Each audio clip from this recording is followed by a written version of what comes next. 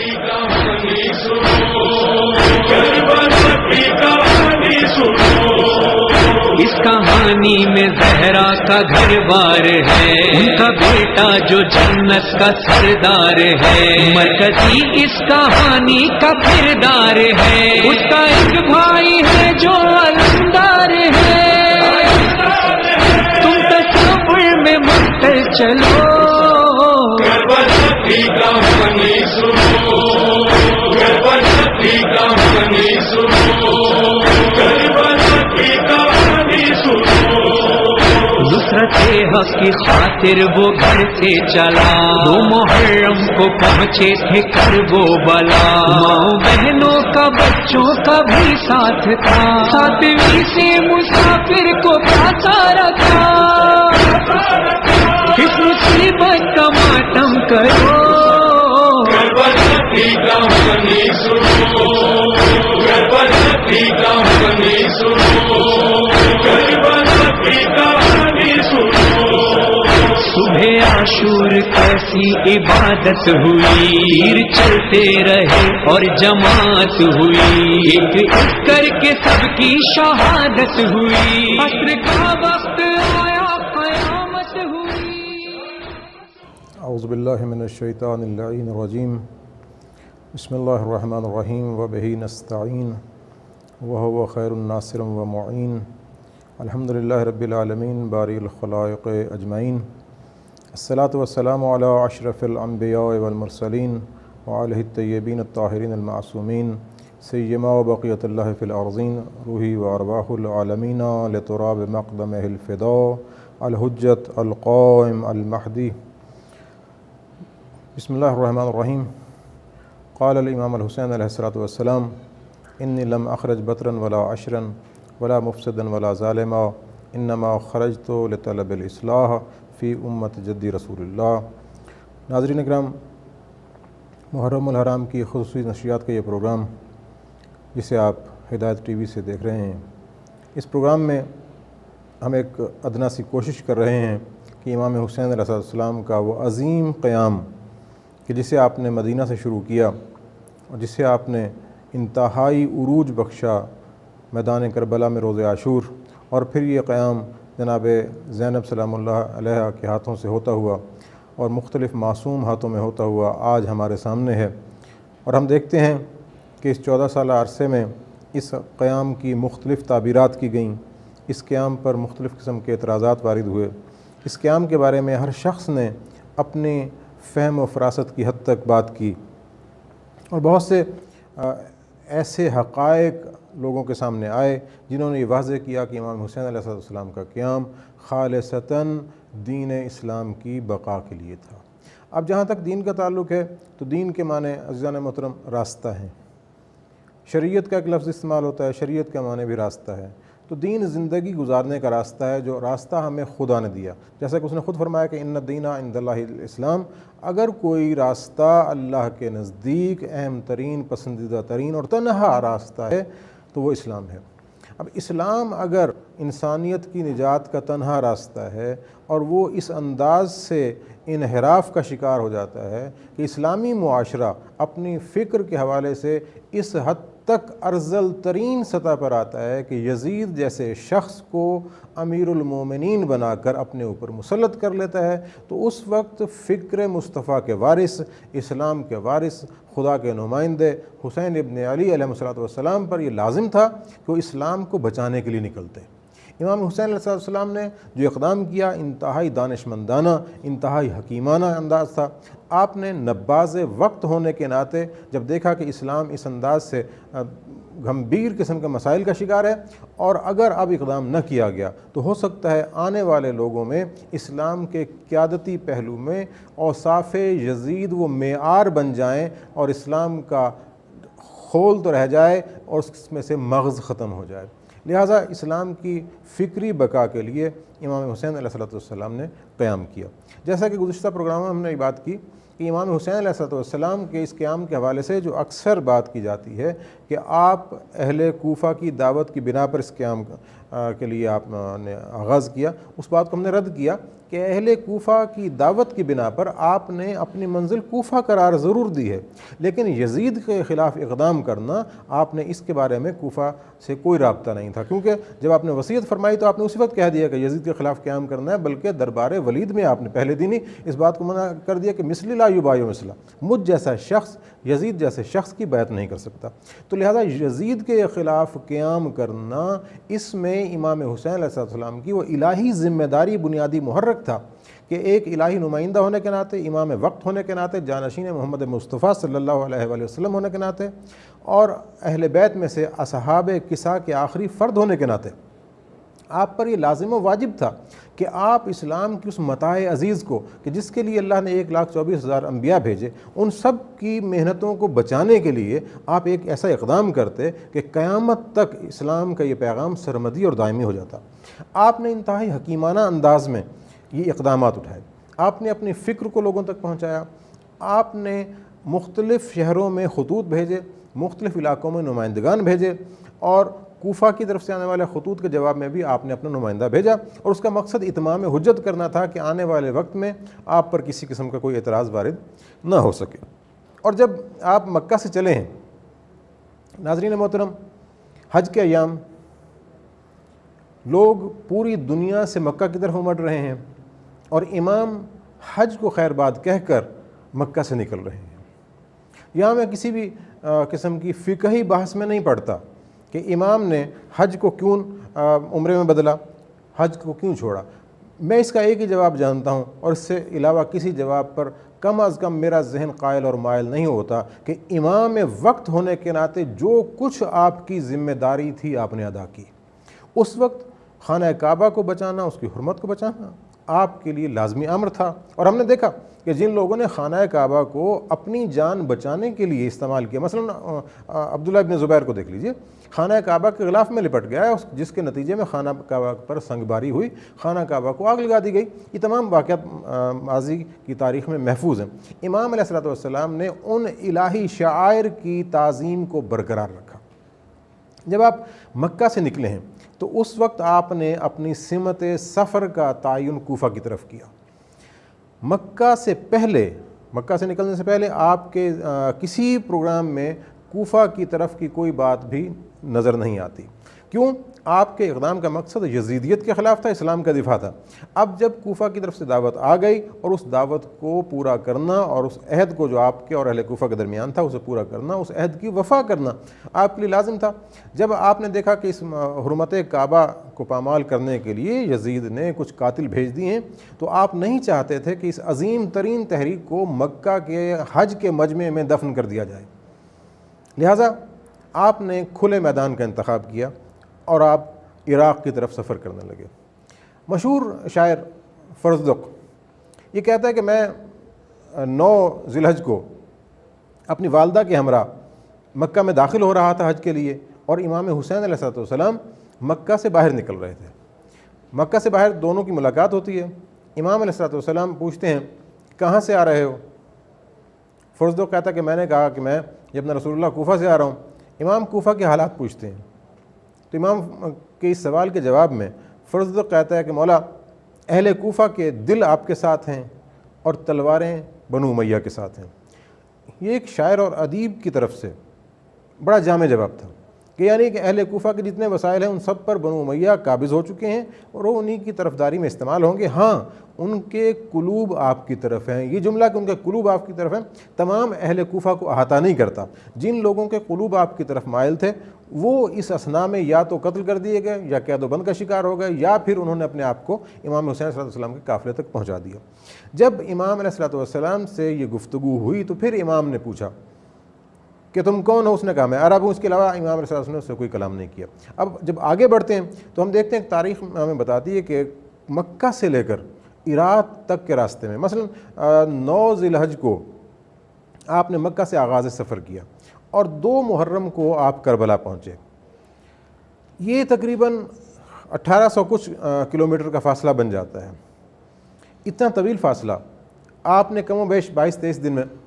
طے کیا، یعنی انتہائی تیز ترین سفر رہا۔ آپ نے اس اثنا میں کوئی غیر معروف راستہ اختیار نہیں کیا، جو معروف راستہ تھا اسی کے ذریعے آپ عازم سفر ہوئے اور مختلف مقامات پر قیام کیا، مختلف لوگوں سے ملاقات کی۔ ایک اور بات جو ہم یہاں ذکر کرنا چاہتے ہیں کہ بہت سے لوگ جو امام علیہ السلام کے ساتھ ملے اور انہوں نے امام علیہ السلام سے اپنی وفاداری اور استواری کا عہد کیا اور امام کے ساتھ آ گئے، اور امام علیہ السلام نے انہیں ایک ہی بات بتائی کہ جو میرے ساتھ چلے گا وہ اس راہ میں شہید کر دیا جائے گا، ہاں اس کی عاقبت بخیر ہوگی، اس شخص کا انجام بخیر ہوگا، اور جو بچ جائے گا وہ بھی فتح یاب نہیں ہوگا۔ یہ وہ جملہ ہے جو آپ کے اس قیام کی معنویت کی طرف اشارہ کرتا ہے کہ آپ کے ہاں فتح و شکست کا عنوان دنیاوی فتح و شکست نہیں ہے، بلکہ آپ دائمی اور ابدی فتح و شکست کو سامنے رکھتے ہیں۔ آپ نظریاتی فتح پر یقین رکھتے ہیں کہ جو ہمارے ساتھ رہے گا وہ دنیاوی طور پر تو فتح یاب نہیں ہوگا، شہید ہو جائے گا، جو شہید ہوگا وہ دائمی زندگی پا جائے گا، یعنی فتح ابدی سے ہمکنار ہو جائے گا، اور جو بچ جائے گا وہ بھی دنیا حاصل نہیں کر پائے گا۔ اب امام حسین صلی اللہ علیہ وسلم جس وقت قصر بنی مقاتل کے قریب پہنچتے ہیں، وہاں آپ کی ملاقات ایک اور شخص سے ہوتی ہے، عبید اللہ ابن حرجافی۔ تاریخ نے ایک بڑا عجیب واقعہ ان کے ساتھ لکھا ہے کہ امام حسین صلی اللہ علیہ وسلم کے ساتھ جب آپ نے وہاں قیام کیا تو عبداللہ ابن حرجافی کا خیمہ بھی ساتھ تھا۔ حجاج بن مسروق جو امام حسین صلی اللہ علیہ وسلم کے باقاعدہ مؤذن تھے کہ آپ کے اس سارے قافلے میں جب وقت نماز ہوتا تھا تو حجاج بن مسروق ہی اذان دیا کرتے تھے۔ حجاج بن مسروق نے عبید اللہ کو دعوت دی، امام علیہ السلام سے ملاقات کی۔ بہرحال ایک طویل واقعہ جسے ہم اختصار کے ساتھ آپ کے سامنے پیش کر رہے ہیں کہ عبید اللہ ابن حرجافی کی ملاقات امام حسین علیہ السلام کے ساتھ ہوئی۔ امام حسین علیہ السلام نے اس کے سامنے اپنا نقطہ نظر بیان کیا اور کہا کہ دیکھو میں تمہیں دعوت دیتا ہوں، آؤ اور اسلام کا دفاع کرو۔ میں اسلام کی حقانیت کو بچانے کے لیے نکلا ہوں، میں اللہ کے پیغام کو لوگوں تک پہنچانے کے لیے نکلا ہوں، میں رسول خدا صلی اللہ علیہ وسلم کے احکامات میں جو تغیر و تبدل آ گیا ہے ان کو دفاعی انداز سے بچانے کے لیے نکلا ہوں، میں اس امت کی اصلاح کے لیے نکلا ہوں، میں امر بالمعروف کے لیے نکلا ہوں، میں نہی عن المنکر کے نکلا ہوں، میں یہ چاہتا ہوں کہ آؤ اور دین اسلام کی راہ میں تم میری مدد کرو۔ وہ کہتا ہے کہ اگر میں آپ کی مدد کروں تو مجھے کیا حاصل ہوگا؟ امام فرماتے ہیں کہ جب تم ہماری مدد کرو گے تو تم ہمارے ساتھ مارے جاؤ گے، یعنی ہمارا ساتھ دینا،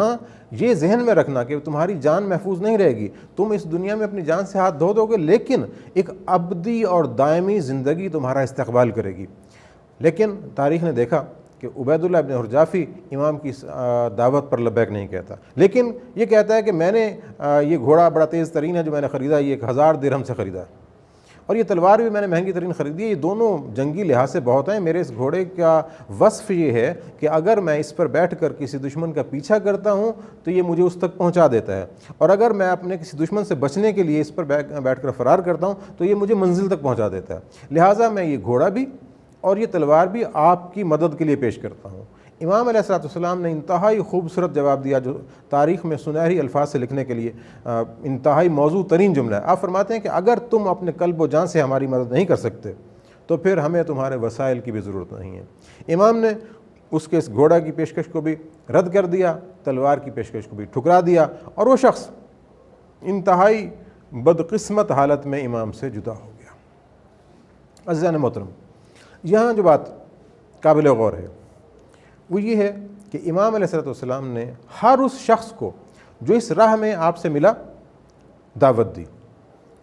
اگرچہ علم امامت کی بنا پر آپ کے علم میں تھا کہ کون کون ساتھ دے گا کون کون ساتھ نہیں دے گا، لیکن جو اس سے عظیم تر فائدہ اس تحریک کو ہوا، مثلا جن لوگوں نے آپ کی حمایت کی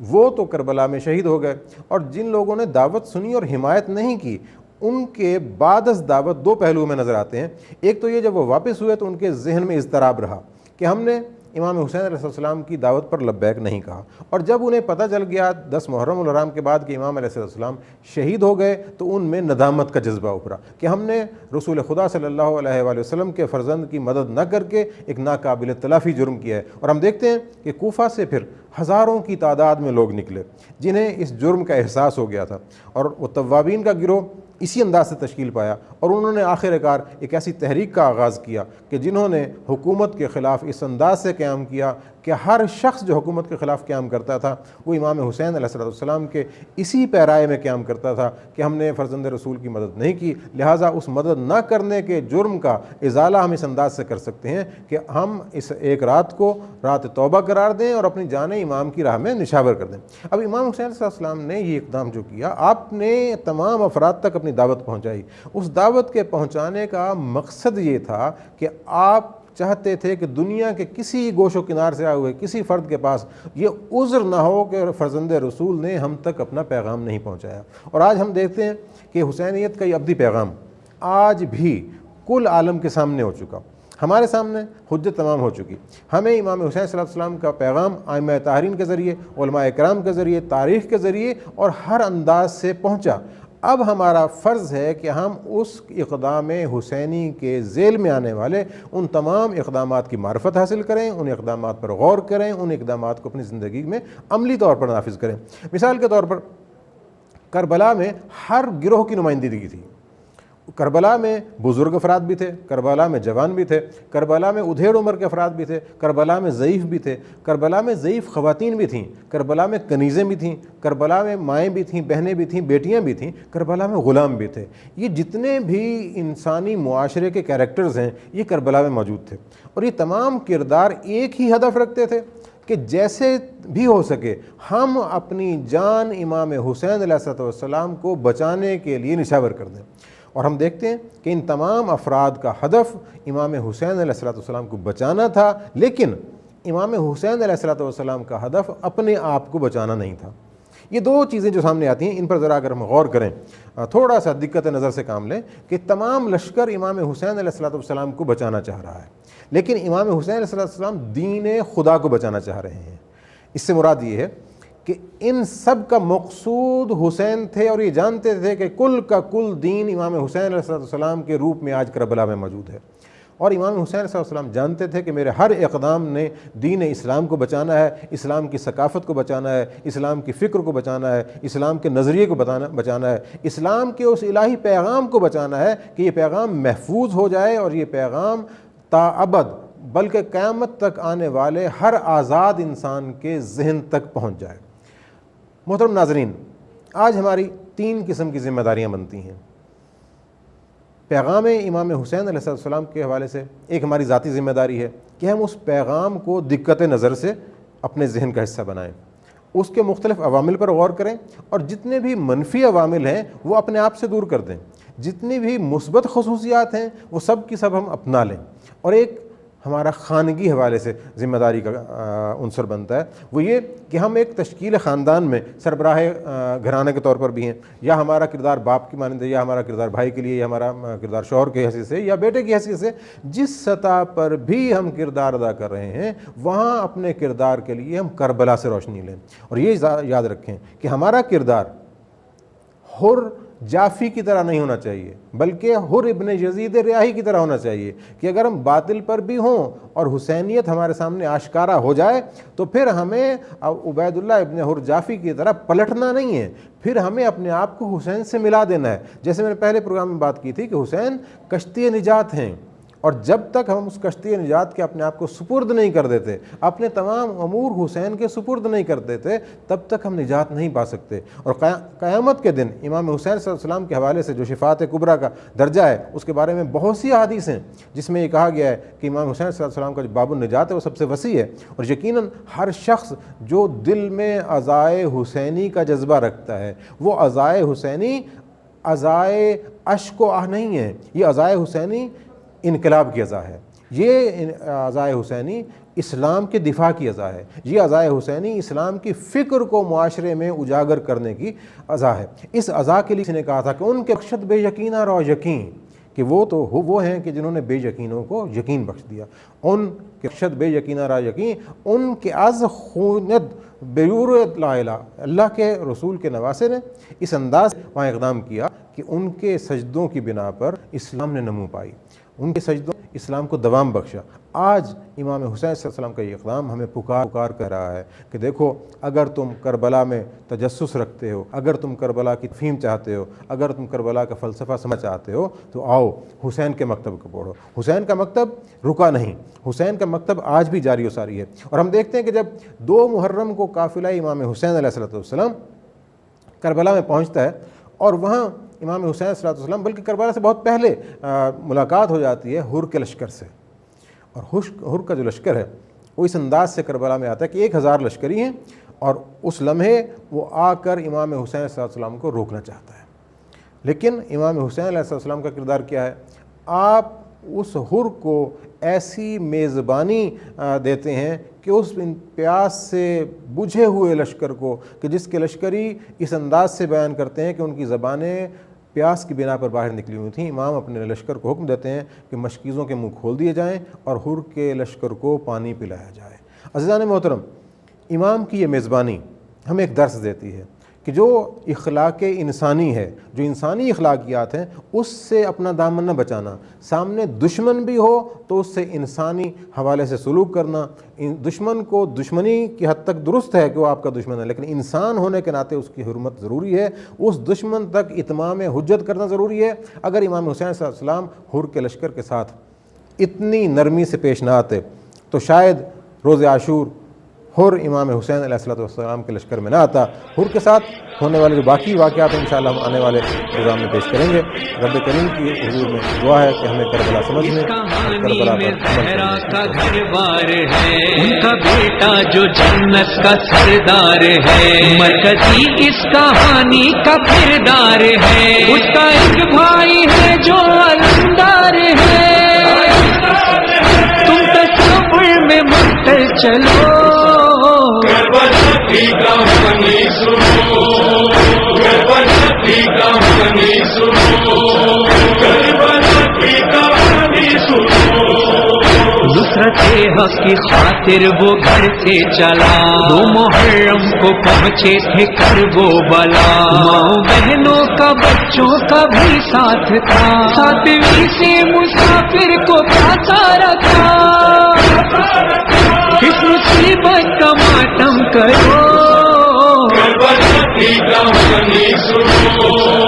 کربلا کی کہانی سنو، کربلا کی کہانی سنو۔